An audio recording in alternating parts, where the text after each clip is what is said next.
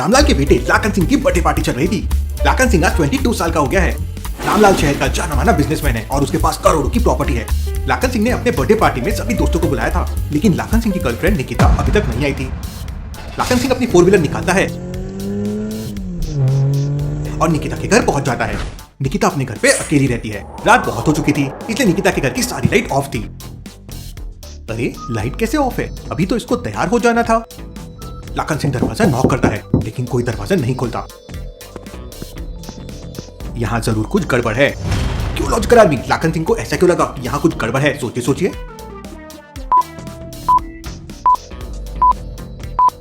यहाँ बाहर देखिए किसी के फुटप्रिंट्स बने हुए हैं और फुटप्रिंट्स रेडिश है। ये देख के लाखन सिंह थोड़ा सा घबरा जाता है।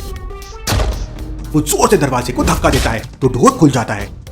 लाखन सिंह घर के अंदर जाता है तो घर का सारा सामान बिखरा पड़ा था। लाखन सिंह अपने मोबाइल की टॉर्च जलाकर घर की सारी लाइट ऑन करता है। घर की लाइट्स ऑन होते ही उसके होश उड़ जाते हैं। निकिता जमीन पे पड़ी हुई थी और उसकी बॉडी पर चाकू लगा हुआ था और ढेर सारा खून बह रहा था। वो निकिता के पास जाकर चेक करता है तो निकिता मर चुकी थी। वो बहुत डर जाता है और तुरंत जाने माने जासूस डिटेक्टिव मेहुल को कॉल कर देता है। उस समय मेहुल सो रहा था। मोबाइल की रिंगटोन बजते ही मेहुल जाग जाता है। कॉल रिसीव करते ही लाखन सिंह मेहुल को सारी सच्चाई बताता है।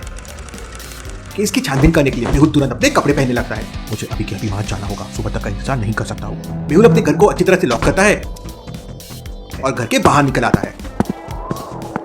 मेहुल के घर के बाहर 3 गाड़ियां खड़ी हुई हैं। पहली बाइक, दूसरी 4 व्हीलर कार और तीसरी एक नई बुलेट जो कुछ दिन पहले ही मेहुल ने खरीदी थी। लॉजिकल आदमी क्या बता सकते हैं मेहुल तीनों में से कौन सी गाड़ी से केस की छानबीन करने के लिए जाएगा? सोचिए सोचिए।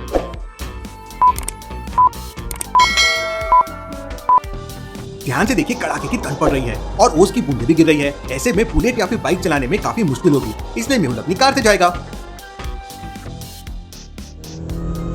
मेहुल अपनी कार से निकिता के घर पहुंच जाता है। मेहुल अंदर जाके देखता है तो लाखन सिंह वहां पे दुखी बैठा हुआ था। वहां पर एक कॉपी, पेन और सुसाइड नोट रखा हुआ था। ये सुसाइड नोट नहीं है बल्कि इसका मर्डर किया गया है। लॉजिकल आदमी क्या बता सकते हैं मेहुल को ऐसा क्यों लगा कि ये सुसाइड नहीं बल्कि मर्डर है? सोचिए सोचिए।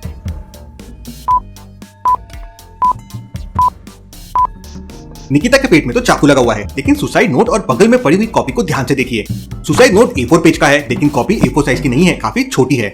इसका मतलब पुनी पहले से सुसाइड नोट लिख कर आया होगा। इसके बाद उसने निकिता के पेट में चाकू मार दिया और फिर सुसाइड नोट को कॉपी और पेन के साथ यहाँ पर रख दिया ताकि सबको लगे निकिता ने कॉपी का पेज फाड़कर अपने हाथ से सुसाइड नोट लिखा है। इसके बाद मेहुल लाखन सिंह से पूछताछ करता है। तुम निकिता के बारे में क्या क्या जानते हो? मुझे सब कुछ बता दो। सर, निकिता का इस दुनिया में कोई नहीं है, वो अकेली रहती है। 2 साल पहले हमारी दोस्ती हुई थी, लेकिन तभी से एक करण नाम का लड़का निकिता को अक्सर परेशान करता था, लेकिन पिछले 3-4 महीने से वो दिखाई नहीं दिया है। हो सकता है इसमें करण का हाथ हो, मुझे उससे पूछताछ करनी होगी। मेहुल डॉक्टर संजना को कॉल करता है।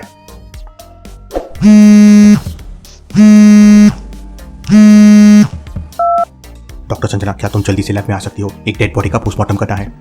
बस 20 मिनट में लैब पहुंच जाऊंगी। मेहुल निकिता की बॉडी लेकर लैब की तरफ निकल पड़ता है। मेहुल 15 मिनट के अंदर ही लैब में पहुंच जाता है। लैब के बाहर अभी भी ताला लगा हुआ था। डॉक्टर संजना अभी तक क्यों नहीं पहुंची है? लॉजिकल आदमी क्या बता सकते हैं डॉक्टर संजना अब तक लैब में क्यों नहीं पहुंची है? सोचिए सोचिए।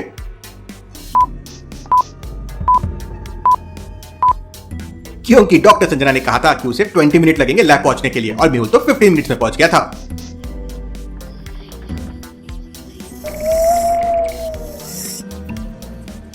तभी मेहुल को डिटेक्टिव सोसाइटी से एक कॉल आता है।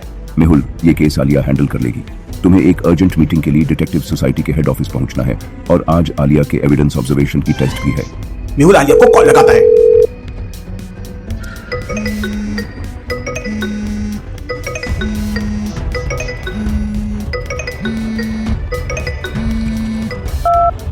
आलिया, अर्जेंट में डॉक्टर संजना के लैब में पहुंचो, एक केस सॉल्व करना है। सर मेरे पास तो स्कूटी ही नहीं है, तो फिर मैं कैसे पहुंचूंगी? डॉक्टर संजना तुम्हें पिक कर लेगी। फिर मेहुल बुलबुले साइंटिस्ट को कॉल लगाता है। साइंटिस्ट, आलिया की स्कूटी मुझसे टूट गई है, उसके लिए कुछ न्यू इन्वेंशन कर दो। बस इतना कहते ही मेहुल डिटेक्टिव सोसाइटी की तरफ निकल पड़ता है। डॉक्टर संजना आलिया को पिक करती है और दोनों लैब में पहुंच जाते हैं। डॉक्टर बॉडी को अच्छे से ऑब्जर्व करती है। आलिया, इसकी मौत सिर्फ चाकू लगने से नहीं हुई है। ये गले पर मार्क देखो, पहले किसी ने गला दबाने की भी कोशिश की है। Interesting, very very interesting. Doctor Sanjana ये सुन शौक से आलिया की तरफ देखती है। मैं भी ना मेहुल सर जैसे होती जा रही हूँ।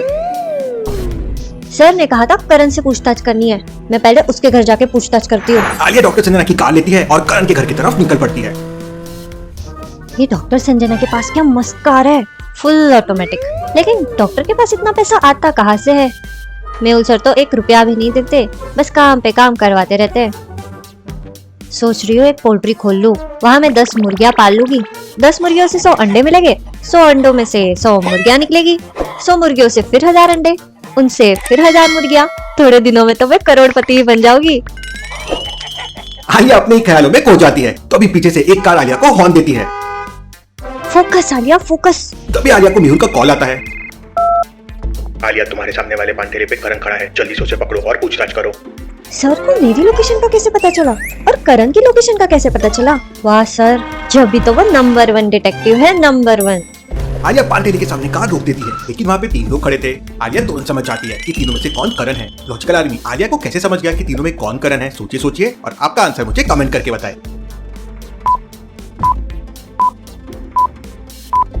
पहला वाला तो बच्चा लग रहा है और तीसरा आदमी बूढ़ा लग रहा है, लेकिन दूसरा वाला आदमी 22-23 साल का लग रहा है, मतलब यही करण होगा। आलिया करण को पकड़ लेती है और उससे पूछताछ करती है। तो करण कहता है कि उसे कुछ नहीं पता है और उसने 4-5 महीने से निकिता का पीछा करना छोड़ दिया है, क्योंकि निकिता बहुत ही खराब लड़की थी और सिर्फ पैसों से मतलब रखती थी। आलिया करण को फिर एक जोरदार थप्पड़ मारती है। सच सच बता दे करण, मैं कराटे भी जानती हूँ। लेकिन फिर भी करण कुछ नहीं बताता और रोते हुए कहता है, आप मुझे क्यों मार रहे हो? मुझे कुछ नहीं पता है। आलिया फिर करण को निकिता की डेड बॉडी के कुछ फोटो दिखाती है। तो करण कहता है, मैम ये चाकू तो लाखन सिंह का चाकू है। जब मैं निकिता को परेशान करता था तो एक बार लाखन सिंह ने मुझे इसी चाकू से डराया था। अगर इसकी बात सच निकली तो इसका मतलब लाखन सिंह ने ही निकिता का मर्डर किया है। आलिया तुरंत मेहुल को कॉल करती है। सर खूनी मुझे करण नहीं बल्कि लाखन सिंह लग रहा है, क्योंकि उसके पास सेम वही चाकू था जो डेड बॉडी पे है। आलिया, मैंने सब सुना। सुना मतलब सर? ओह सॉरी, मेरा मतलब तुम जो बोल रही थी वो मैंने सब सुना। ओह अच्छा। जाओ तुरंत लाखन सिंह से पूछताछ करो। आलिया करण को लेकर तुरंत लाखन सिंह के घर पहुंच जाती है। करण को देख लाखन सिंह वहां से भागने की कोशिश करता है, लेकिन आलिया एक जोरदार किक मारती है।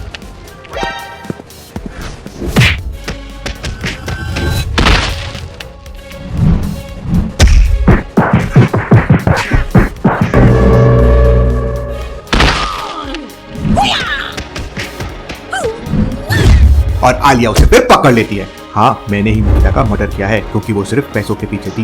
मैंने सोचा निकिता के मरने के बाद उसके मर्डर का इल्जाम करण पे आ जाएगा, क्योंकि करण निकिता को परेशान करता था। अगर निकिता को सिर्फ तुम्हारे पैसे से मतलब था तो इसका मतलब ये हरगिज नहीं कि तुम उसका मर्डर कर दो। ये सब तुम्हें उसको अपनी गर्लफ्रेंड बनाने से पहले सोचना चाहिए था। तुम तो सड़ो अब जेल में। आलिया लाखन सिंह को पुलिस के हवाले कर देती है। मुझे कमेंट करके बताइए, केस किसने सॉल्व किया, मेहुल ने या आलिया ने? ये डिटेक्टिव सोसाइटी क्या है, लेकिन क्या अगले